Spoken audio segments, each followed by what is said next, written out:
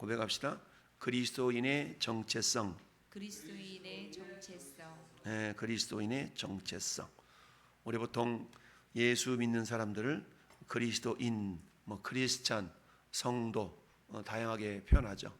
안디옥 교회 성도들에게 사도 바울이 1년 6개월 동안 열심을 다해서 가르쳤을 때 비로소 그들이 그리스도인이라는 칭함을 받았더라 라는 말씀이 사도행전 11장에 나오죠. 그리스도인이라는 칭호는 굉장히 위대한 칭호이고 굉장히 복된 칭호이죠. 그런데 그 의미를 우리가 제대로 알고 그런 삶을 살아간다는 것은 물론 쉬운 일만은 아닙니다. 그것은 내 힘으로 살아갈 수 없는 그런 지경과 경우가 너무 많기 때문이죠. 따라서 그리스도인이라는 존재는 어느 한순간도 하나님의 도우심이 없이는 살아갈 수 없는 연약한 존재인 것을 깨닫고 그 삶의 모든 목적 하나하나가 예수 그리스도를 위한 그런 목적이어야만이 그 사람은 비록 그리스도인이다 라고 말할 수가 있죠. 그것은 뭐겠습니까? 그리스도 안에 있는 자들에게는 누구든지 다 새로운 피조물이 되었다라는 고린도후서의 말씀처럼 우리 이제 새로운 피조물이 되었죠. 새로운 피조물이 되었다는 얘기는 뭡니까? 제가 자주 고철 이야기를 하잖아요. 고철 1kg 그 덩어리는 그냥 고철에 불과하지만 그 고철을 어떤 용도로 쓰기 위해서 대장장이가 만드느냐에 따라서 목적이 달라지게 되죠. 사용 용도가 달라집니다. 고철 1kg를 호미로 만들면 농부들의 손에 들려서 밭을 메는 도구로 사용이 되지만 그것을 요리사의 손에 들려질 수 있는 칼로 만든다면 그 고철은 그 용도 자체가 칼로 쓰여질 수가 있겠죠. 이런 것처럼 죄와 허물과 죄로 죽었던 우리 하나님께서 살려주셔서 우리를 하나님의 자녀요, 주님의 군사요, 주의 백성이요, 주님의 거룩한 신부요, 다양한 모습으로 우리를 설명하고 있습니다. 이처럼 모세가 이제 요단강을 건너기만 하면 그야말로 가나안 땅에 이르게 되는데 애석하게도 모세는 요단강을 건너서 가나안 땅에 들어갈 수가 없게 되었죠. 그렇지만 모세는 끝까지 최선을 다해서 하나님께서 주신 사명을 감당하는 모습을 우리가 보는데요. 그래서 요단강 동편에 있는 그 지역을 르우벤 지파, 갓 지파, 므낫세 절반 지파에게 분배하게 됩니다. 오른쪽 다 분배하고 난 다음에 이제 요단강 서편에 있는 지역을 분배해야 되는데 모세는 그쪽으로 들어갈 수 없으니까 어떻게 합니까? 먼저 오른쪽에 정착했던 그런 므낫세 반지파, 갓 지파, 르우벤 지파의 군대들을 향해서 너희가 다른 형제들보다 먼저 혜택을 받았으니까 솔선수범해서 앞서 건너가라. 그리고 왼쪽 땅이 다 지역을 분배할 때까지 그래서 열심을 다해 싸우고 나와서 나머지 너희에게 주었던 그 땅에서 정착하라 라고 명령을 내리죠. 그 명령에 므낫세 반지파, 르벤 지파, 갓 지파가 순종을 하게 되는데요. 그런 과정 속에서 하나님께서는 다시 한번 십계명을 통해서 너희들이 가나안 땅에 들어가거들랑 이런 삶을 살아야 된다라고 상기시키는 내용이 신명기 5장에 나오고요. 그 다음에 6장에서는 이제 그 땅에 들어가서 하나님을 섬기되 특별히 너희들의 상태가 굉장히 복을 받은 상태가 될 터인데 그때 특별히 주의해야 될 것에 대해서 오늘 본문은 말씀하고 있습니다. 우리 흔히 배은망덕이라는 말을 하죠. 배은망덕. 물에 빠진 사람을 건져냈더니 우리 지난주에 우스갯소리도 그렇게 얘기했던 것처럼 어떻습니까? 내보따리 내놔라 라는 것은 결국 어떤 걸 의미합니까? 은혜를 모른다라는 얘기죠. 은혜를 모른다. 우리 인간이 그런 존재일 수가 있습니다. 여러분, 우리가 구원받았다는 것 사실 하나만으로도 우리는 죽을 때까지 주님께 충성과 헌신과 봉사를 다해도 내보는 걸 다 드려도 아깝지 않는 그런 인생일 수가 있거든요. 그런데 우리는 어때요? 쉽게 그 은혜를 잊어버리는 경우가 얼마나 많이 있습니까? 그것은 뭡니까? 천국과 지옥의 삶이 얼마나 고귀하고 얼마나 비참한 것인가를 우리가 믿지 않는다면 우리는 배은망덕한 삶을 살아갈 수밖에 없는 것이죠. 여러분, 죽어서 마땅한 사형수를 그야말로 그 나라의 왕이 사면을 해주고 또 다른 인생을 제2의 인생을 살아갈 수 있도록 해보세요. 해줬다고 쳐봅시다. 그러면 어떻게 했어요? 그 사람이 나가서 또 죄짓고 그래야지 라는 생각은 갖지 않을 겁니다. 이미 사형 선고가 났고 사형 집행을 앞두고 있는 그 사람을 위하여서 사형이 정죄가 되어지고 형이 집행이 정지가 되어지고 사면을 했다고 생각해 보세요. 날마다 자기를 사면해 준 그 사람, 그 국가, 그 법을 이렇게 생각하면서 감사하게 사는 것이 당연한 삶 아니겠어요? 근데 그렇게 사는 사람들이 또 많지가 않더라 라는 이야기입니다. 그래서 우리가 흔히 화장실 들어갈 때 마음, 나올 때 마음 다르다라는 그런 우리의 속담도 있는 것이죠. 자, 그래서 하나님께서는 오늘 모세에게 소 제목이 불순종에 대한 경고라고 말씀하고 있는데요. 내 하나님 여호와께서 내 조상 아브라함과 이삭과 야곱을 향하여 내 아들이 내게 주리라고 맹세하신 땅으로 너를 들이실 때에, 그리고 내가 건축하지 아니한 크고 아름다운 성읍을 얻게 하시며, 즉 하나님이 베푸신 은혜라는 것은 뭡니까? 이미 가나안 땅에는 그곳에 원주민들이 살고 있었죠. 그들은 멋진 성읍을 짓고 있었고 농사를 짓고 있었고 그런 땅들이 이미 준비되어 있어요. 근데 그것을 하나님께서는 이스라엘 백성들에게 주시겠다라고 약속하셨죠. 그러다 보니까 그들이 건축하지 아니한 크고 아름다운 성읍을 얻을 수 있는 그런 은혜를 덧입을 수가 있었던 것이죠. 그리고 어때요? 네가 채우지 아니한 아름다운 물건이 가득한 집을 얻게 하시며, 내가 파지 아니한 우물을 차지하게 하시며, 내가 심지 아니한 포도원과 감람나무를 차지하게 하사 내게 배불리 먹게 하실 때, 이 모습은 마치 뭡니까? 어머니가 10달 동안 아이를 뱃속에 안고 있다가 이제 해산에서 탁 태어나 보니까 그 아이한테, 야, 너 빨리 옷 사다 옷 입고, 빨리 신발 사다 신발 신고, 빨리 음식 준비해서 밥 먹어, 이러는 부모는 아무도 없습니다. 그 아이가 자발적으로 이제 자율적으로 행동할 수 있을 때까지 부모가 끝까지 뒤에서 음식을 챙겨줘, 옷을 챙겨줘, 별별 걸 다 챙겨주지 않습니까? 그러고 나서는 커서 이제 어떻습니까?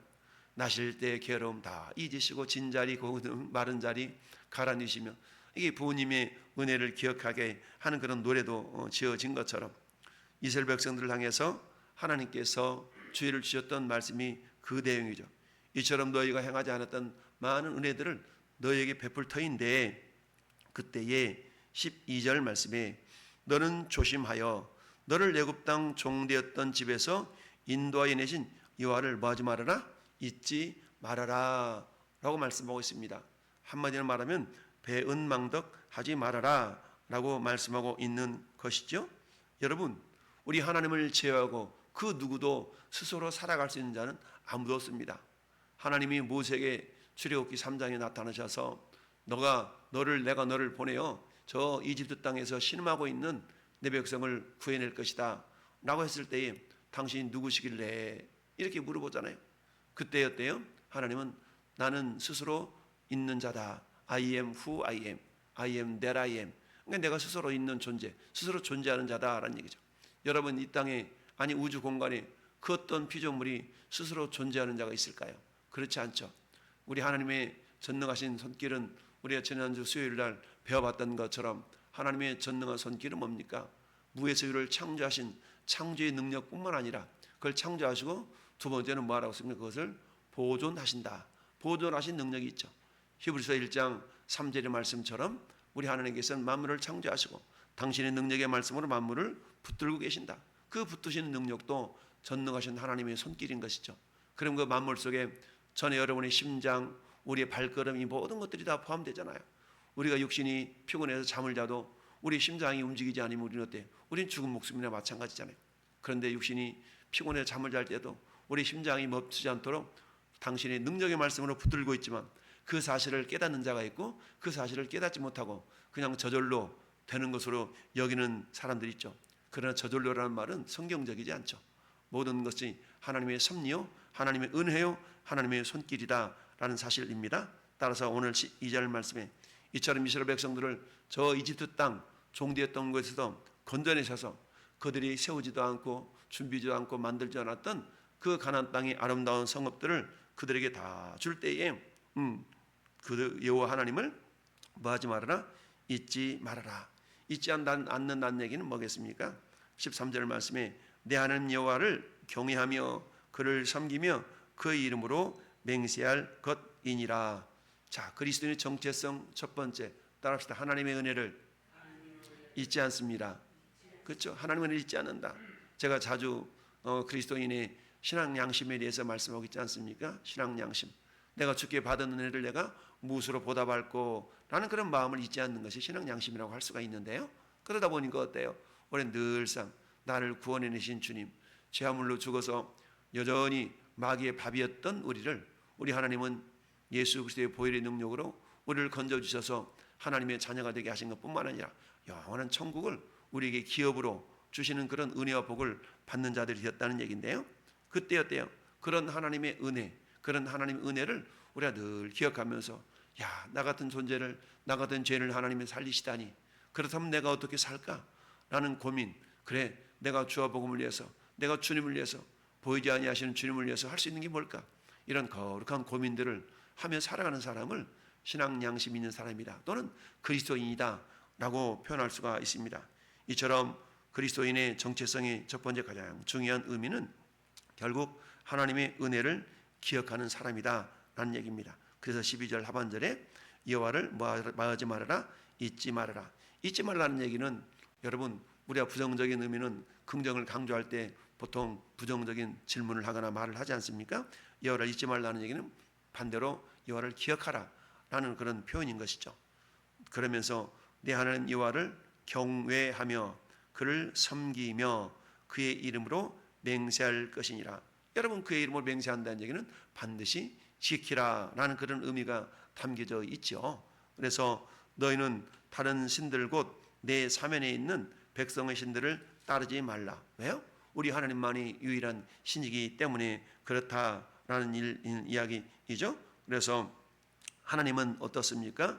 그 백성에게, 그 조상들에게 약속하신 땅을 어떻게 해요? 반드시 들어가게 하시는 하나님이시다 라는 얘기죠. 그래서 하나님의 약속하신 것은 반드시 이루시는 하나님이십니다. 그래서 그 땅으로 들어가게 될 것이다 라는 얘기인데, 여러분, 문제는 어때요? 개구리 올챙이 시절을 모른다라는 그런 속담이 있는 것처럼 우리는 은혜를 쉽게 잃어버린다 라는 것에 대한 문제가 있는 것이죠. 그래서 어때요? 하나님은 그 은혜를 잊어버리지 않도록 하기 위해서 어제 말씀처럼 하나님 말씀을 어떻게 하라? 마음판에 새기라 라고 말씀하고 있죠. 여러분, 마음판에 새겨진 것은 사라지지 않는 것이죠. 그러니까 애지간해서 사라지지 않도록 하기 위해서 마음판에 말씀을 새기라. 오늘날로 말하는 말씀을 새기는 방법이 뭡니까? 부지런히 듣고 암송하고 반복해서 그 말씀이 계속적으로 나를 주장할 수 있도록 하라라는 것 아니겠습니까? 주의 말씀은 내 발의 등이요 내 길의 빛이다. 즉 그 말씀이 내 안에서 내 생각을 주장하고 내 입술을 주장하고 내 행동과 말을 주장해서 정말 하나님이 보시기에 합당하고 아름다운 모습으로 우리를 이끌어 갈 수 있도록 말씀을 내 마음에 새기라라는 이야기죠. 그래서 다른 신들을 섬기지 말고 너희를 저 이집트 땅 종되었던 곳에서 구원해 내신 그 하나님만을 섬기라라고 말씀하고 있습니다. 그렇습니다. 두 번째 그리스도의 정체성은 따라합시다. 하나님이 어떠한 분인가를 아는 사람입니다. 그렇죠? 하나님 어떤 사람인가를, 어떤 분인가를 아는 사람이에요. 서두에서 말씀드렸던 것처럼 하나님은 피조물이 아니죠. 하나님은 영원 전부터 영원까지 영존하시는 하나님, 영원하신 하나님. 근데 그 하나님은 어때요?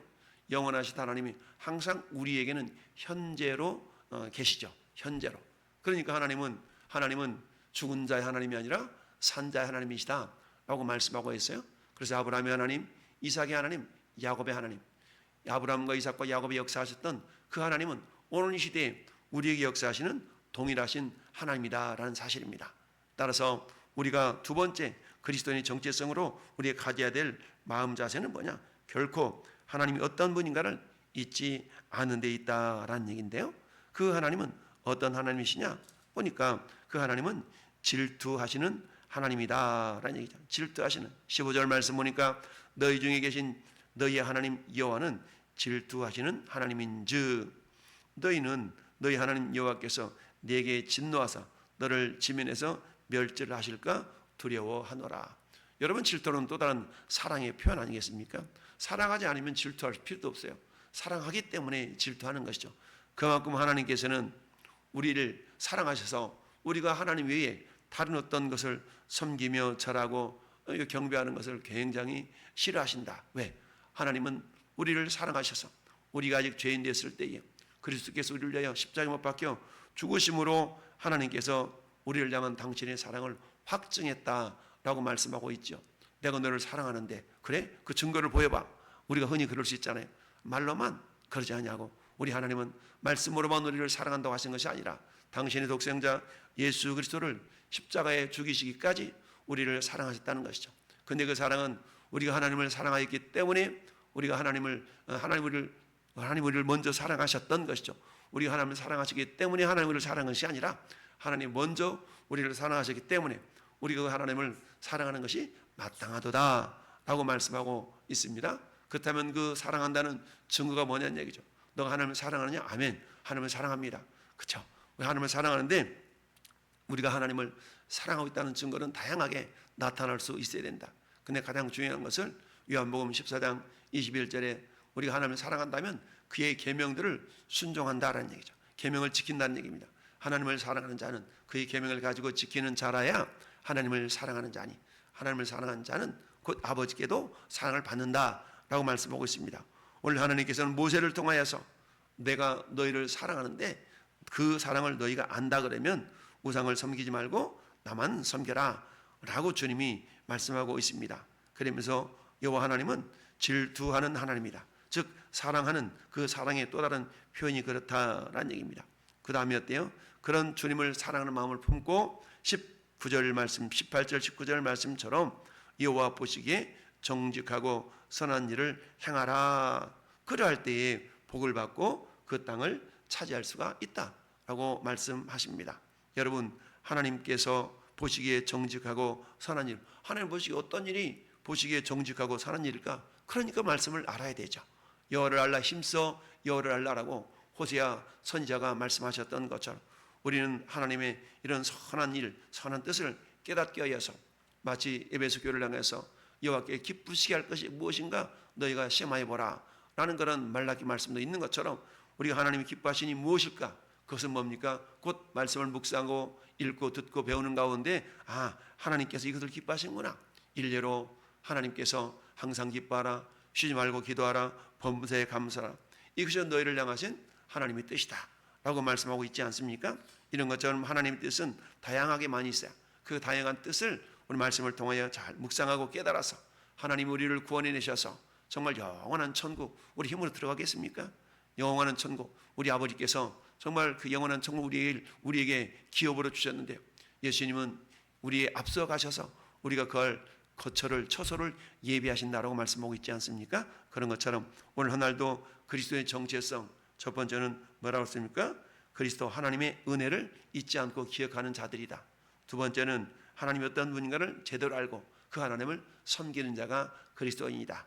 그러다 보니까 우리의 존재의 목적 자체가 예수 그리스도가 하나님 우리의 인생의 목적이 되는 삶, 그런 삶을 살아가는 사람들이 진정한 그리스도인이다라고 말할 수가 있습니다. 오늘 한 날도 말씀을 듣고 읽고 배우는 가운데 하나님께서 선하시고 기뻐하신 뜻을 이루어드리는 복된 자들이 될 수 있기를 예수님의 이름으로 축원합니다. 아멘.